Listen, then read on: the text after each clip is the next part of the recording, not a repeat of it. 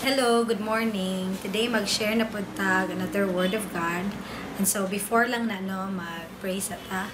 Father God, creator of heaven and earth, everlasting God. Lord, salamat kay sa dugang adlaw nga gihatag nimo sa mga matag kinabuhi Ginoo.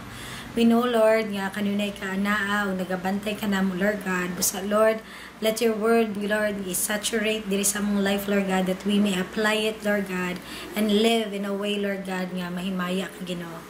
We praise you and honor you, Lord, in Jesus' name. Amen and amen.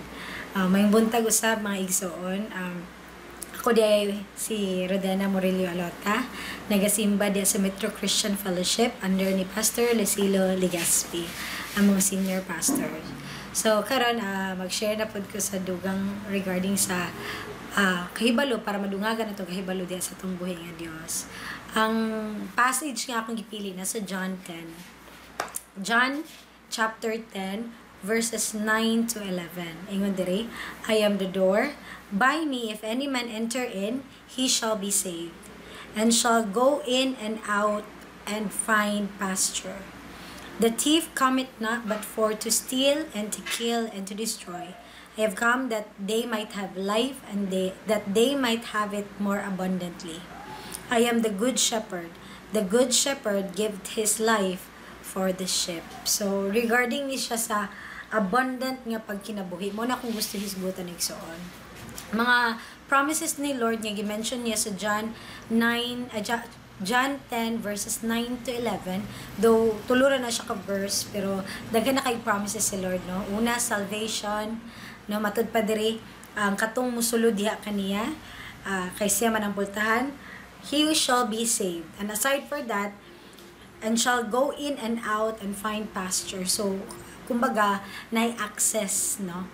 So, as a child of God, lahi ra gyud ng, for example, anak ka sa mayor, nadyo kay access bitaw sa whatever it is nga anaa sa imong amahan, no? And you can even go in and out sa iyang office kay tungod siya man imong amahan without questions, no?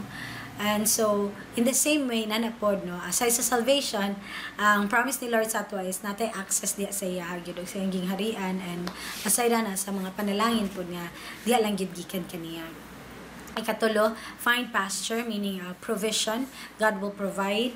He is our Jehovah Jireh. So, si Lord, siya gyud maghatag sa atong gikinahanglan, labi na kanang dili lang siya pasture bitaw nga kanang makakaon ka, but you will be filled, no? So na satisfaction regarding sa pag-provide ni Lord sa ato sa atong gikinahanglan.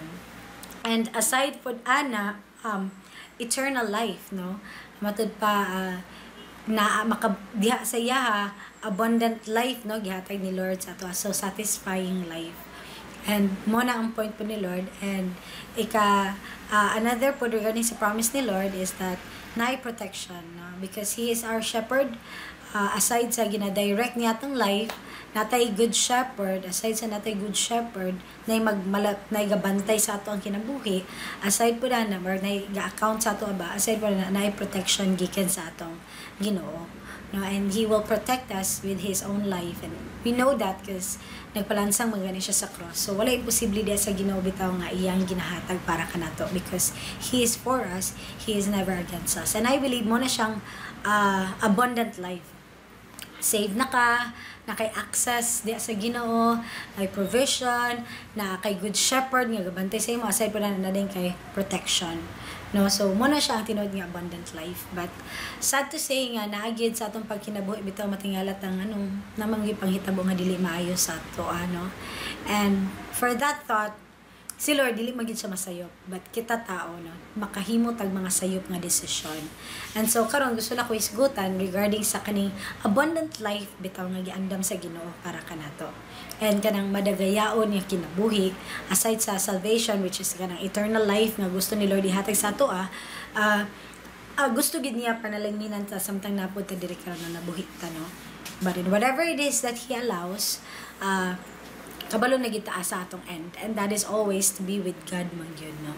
So karon regarding sa abundant life, maghisgot ta. Una is that matod pa sa verse 9, I am the door.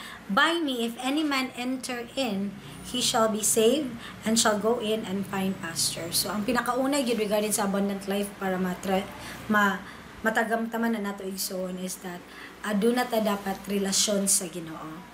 Kumbaga, mo enter ta in a relationship with God. We must enter in a relationship with God.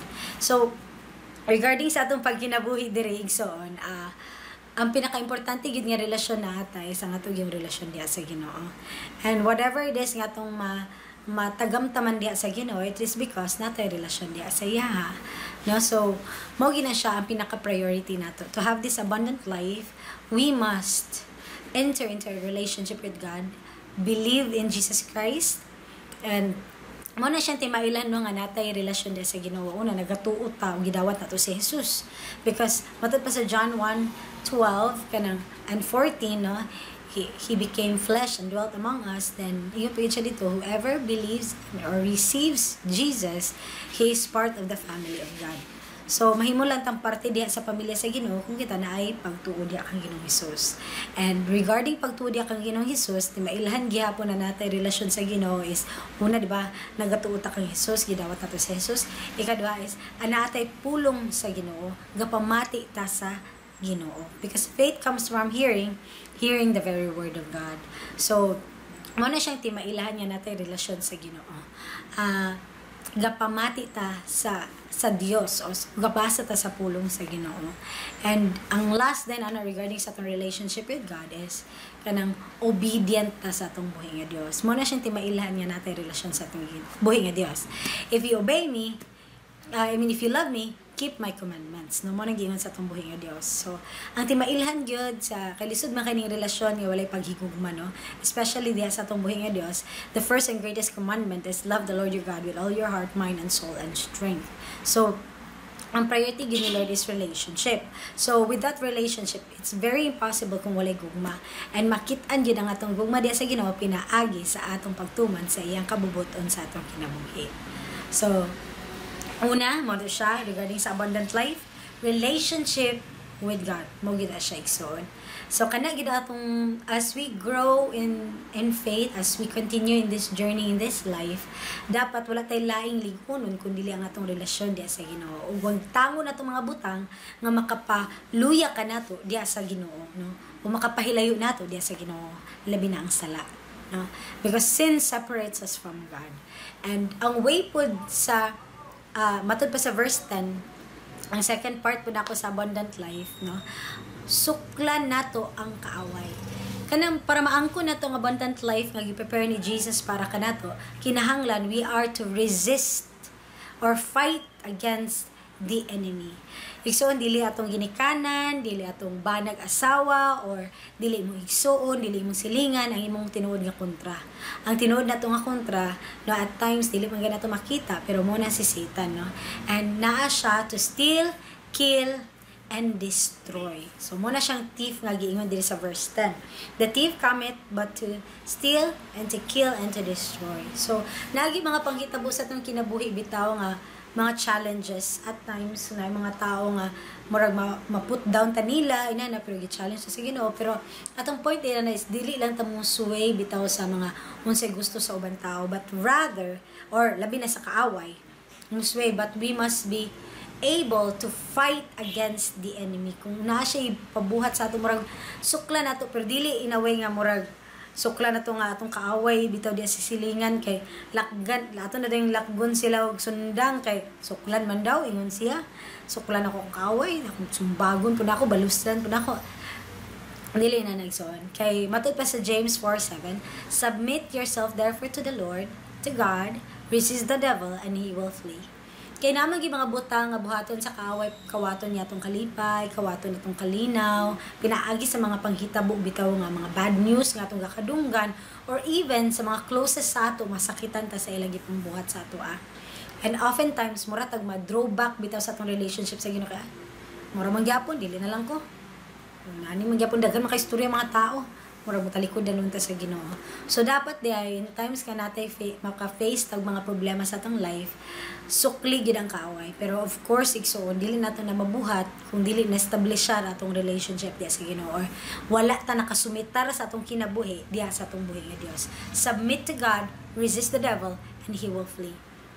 So, sukli ang kaaway. In a sense, tugar mga igsoon nga kanabitaw mo kabalot ta, idala nato tanan sa pagluhod, sa pagbuhat og maayo. Mo na siyang way nga you overcome evil with good, no?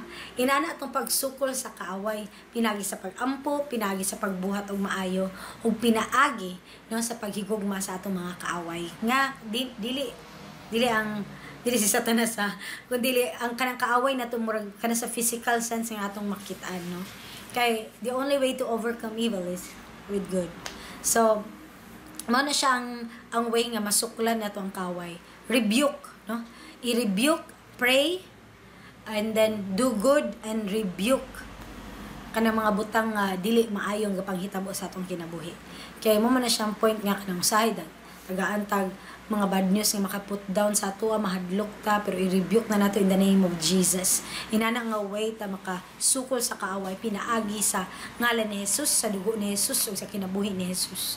No, and so padayon gid igsoon, and whatever you are facing, kung nag-face imong pamilya ka na tingala bitaw ka nga nikalit raman gid mig ka down by kanang wala na income, nakalit murag tanan panghitabo, natanggal sa trabaho, ina na bitaw.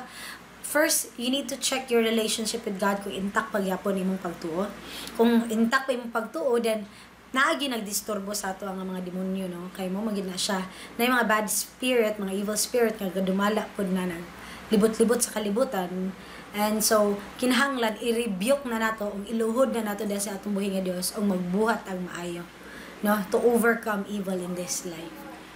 And so suklan gid nato mahimot ang courageous and strong diha lang na sa atong relasyon sa Ginoo sa number 1. And then ikatulo, matud pa dire, I am the good shepherd, and the good shepherd giveth his life for the sheep.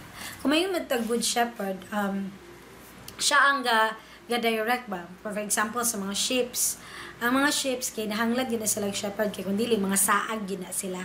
So, ang sheep, kung ang shepherd, kung sheep nga murag nakawala sa dalan, iyan ang birahon, iyang i-direct, iyang ikuan ba? No? And ang ikatulong nga point regarding sa abundant life is that atong pagsalig diha sa Ginoo. Saligan nato ang Ginoo. And ang regarding sa pagsalig nato sa Ginoo igsoon, kung gi-blessed bitaw yung ka materially speaking or kana na ibang hitabo nga mga maayo sa imong kinabuhi, of course margi panalanginan ka, murag di gid ma-question ang pagsalig ana. Pero ang pagsalig ma-question pag naanay mga butang nga panghitabo nga dili maayo. Nung kana bitong crucial na kaayo times murag shakening na sa imong life pero mapadayon lang gyapon ka, because ang pagsalig man gid sa Ginoo bisan pag dili maayong panghitabo padayon ka nagatuo sa atong buhi nga Dios. Mo man na siya ang point sa pagsalig. Pareho ni Shadrach, Meshach ug Abednego bitaw. At mailan nga nisalig sila sa Ginoo bisan pag dili na maayong panghitabo, ang ila bitong pagtuo sa Ginoo wala gid na waver. So ningon na pud sila nga we will not worship your God, no? Ana sila kang King Nebuchadnezzar. So, pag humanat to, pero ningon pagyapan sila, surely our God will deliver us. So, faith man na, pagsalig man na sa Ginoo nga kabalok nga i-deliver ka sa Ginoo. Pero ningon po siya, but if not, we will not worship your God. So, dito bitaw makita nimo ba nga ang foundation gid is ang imong kahibalo gid sa Ginoo. I mean, you know God that He's able to deliver you, and if His will nga dilit nga pasagdan ka niya sa fire, pero kabalo ta in the end, ang point is na kana bitaw mo barog gid sa Ginoo. Kay timailhan sa kanang pagsalig sa Ginoo in times of kalisdanan, nagatuog gyapon ka, ug in times of kalisdanan nagatuman gyapon ka sa kabubuton sa Ginoo sa imong kinabuhi. Wala ka nag-compromise, no? So mo na siyang point sa pagsalig. Una ka ng bisan unsa panghitabo madawat nimo, no, knowing who God is. Kung establish na mo relationship, gisuklan na mo ng kaaway, pero nagi panghitabo gid nga dili gid nato malikayan gid sa atong kinabuhi. And so kana lang daan murag madawat nimo kay nakay pagsalig sa Ginoo. Hopeful ka always. Ikaduha regarding sa pagsalig sa Ginoo is kana bitong ang point is kanang kabalo ka, nagsalig ka sa iya at that same time nga dili maayong panghitabo sa imong kinabuhi, nagpadayon ka nagtuman sa iyang kabubuton sa imong kinabuhi. Wala ka ni undang sa pag-obey sa atong buhi nga Dios bisan pag unsa kalisod ang mga butang nga imong giatubang para lang nga tuman nimo ang kabubuton sa atong buhi nga Dios, no? So inaana siya nga pagsalig sa atong buhi nga Dios, and kana siya muna siya ang way regarding sa abundant life nga atong gusto igsuon. Musalig ta diha pag-ayo sa atong buhi nga Dios sa bisan unsang panghitabo sa atong kinabuhi. Because bisan unsaon magidato igsuon, life is about faith, about trusting God sa maayo man o dili maayong panghitabo sa atong kinabuhi. Kaya ang tinuod nga abundant life is ang kinabuhi nga naa diha kang Kristo. Mao man gid siya ang tinuod nga abundant life. To be connected always with God. Nga naman di kung daghang mahitabo. Nga naman di kung nakay sakit. Pero ang point is that connected ka kanunay sa atong buhi nga Dios. Ug mao na siya ang abundant life in Christ alone. Kay ang tinuod nga abundant siya nga kinabuhi, ang tinuod nga murag nakapahimo bitaw nganong nganong satisfying mong life, nganong murag tsada kay mong kinabuhi kay tungod ang Dios nagauban kanimo. And mo na ang point, it makes God murag ma-magnify bitaw gid gayo si Lord sa imong life because siya ra gid imong treasure.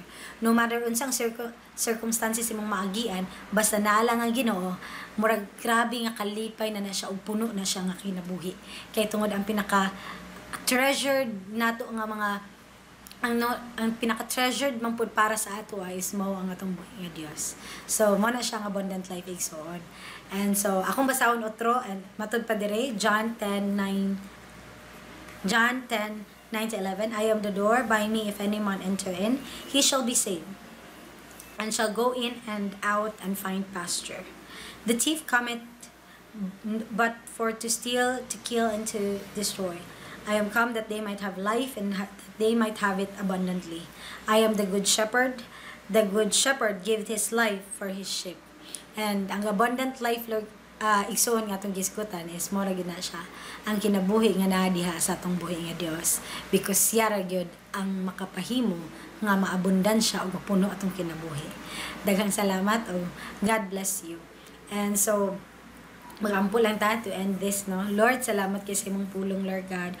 We praise you and honor you, Lord, nga sa matag adlaw sa mong kinabuhi ginaubanan mi nimo, Lord God, and kana lang daan, Lord, naku na kay mong kalipayan na, Lord God, because ikaw ang Dios nga mangyalagaran ug ikaw ang imong presensya is more than enough, God. We give you praise, honor, and adoration in Jesus name. Amen. Amen. God bless.